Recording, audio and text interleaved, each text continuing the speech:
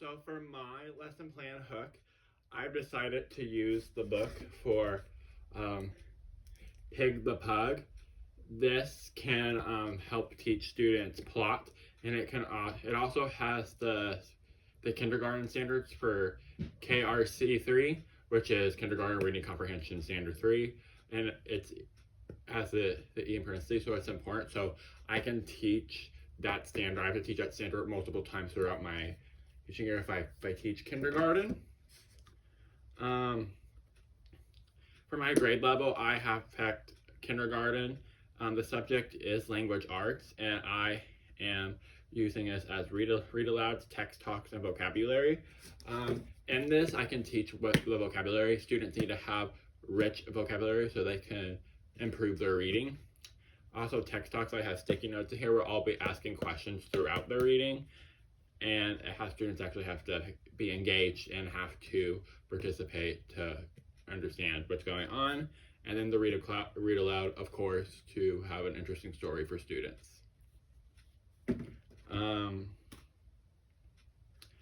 The Indiana State standards that I chose were KRC3, which is the Kindergarten Reading Comprehension 3.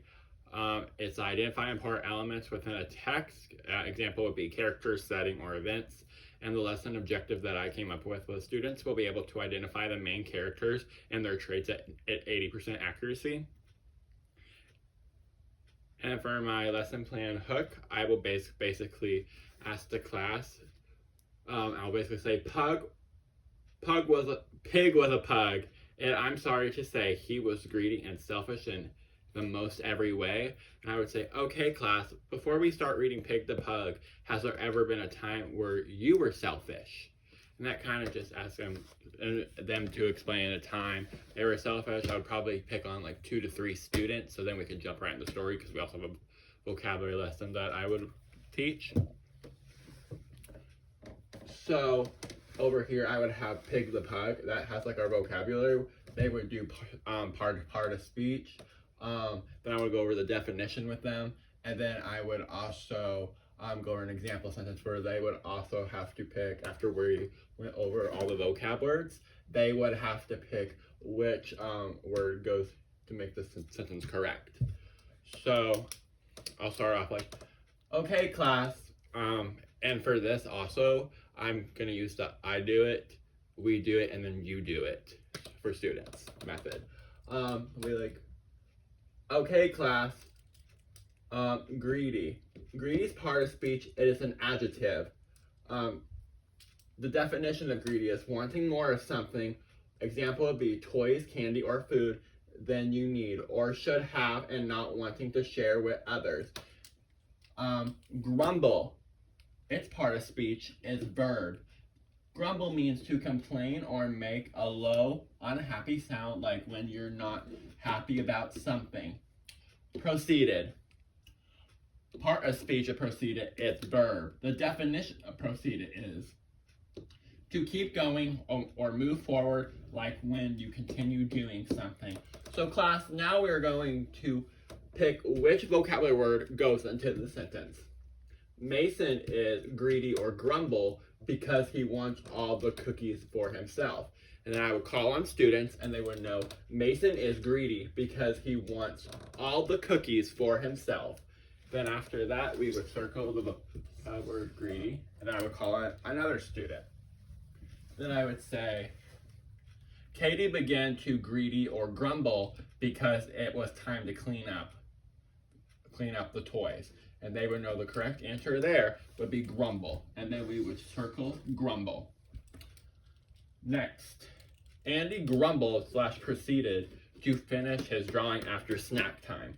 So then we know Andy proceeded is the correct to finish his drawing after snack time. And then we would circle proceeded.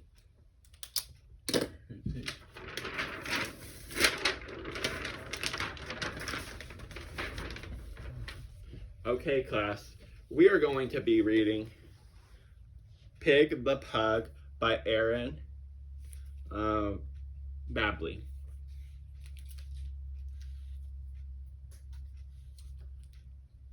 So this is for all the parents about those little dogs. from beginning of the story, what do you guys think might happen? And then basically I would ask students, I would call on students and they would give me their predictions about what's going to happen in the story. Pig was a pug, and I'm sorry to say, he was greedy and selfish in most every way. Then I would ask students, what does the word greedy mean? And what's the part of speech? And that's what students, when they're paying attention during the vocabulary lesson, they'll be able to tell me what part of speech of greedy is and what does greedy mean. I would show them the picture after we went over that.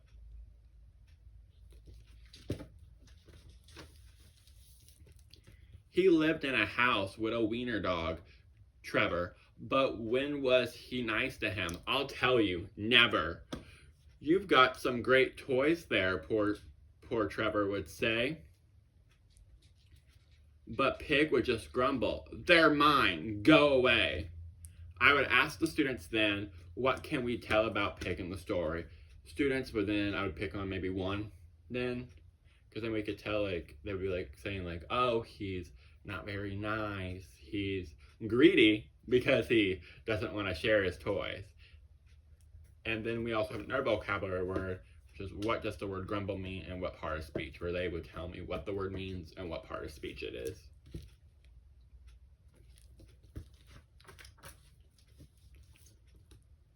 But it might be more fun, Trevor said to Pig, if we both played together. Well, Pig flipped his wig.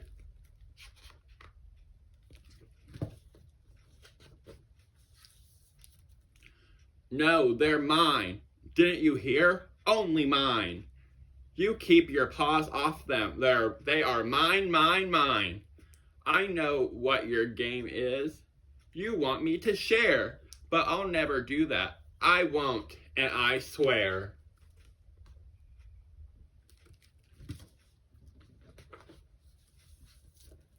And with that, he proceeded to gather his stuff and make a big pile with a huff and a puff. Then I would ask students, since we went over the vocabulary word proceeded, what does the word proceeded mean and what part of speech is proceeded? Then I asked them again, do you think Pig should have shared his toys with Trevor? And they can, of their own reasoning, why they kind of like put themselves in Pig's position. And just basically just be like, yeah, he should have shared his toys, or why shouldn't he have shared his toys? Then we show them a picture.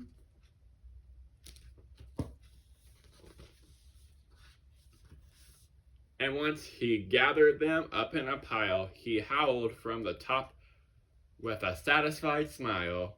There, shouted Pig, now you won't get my loot. It's mine, mine, mine, mine. So why don't you scoot?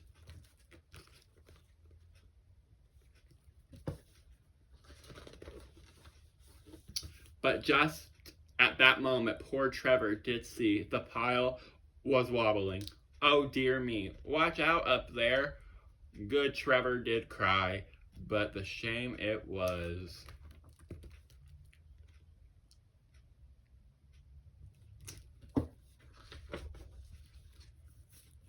Well, pugs cannot fly.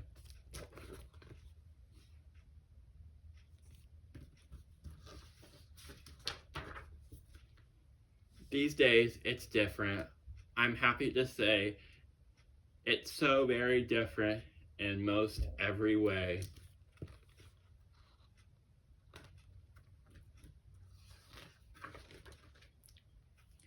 Yes, Pig shares his toys now, and Trevor's his friend, and they both play together.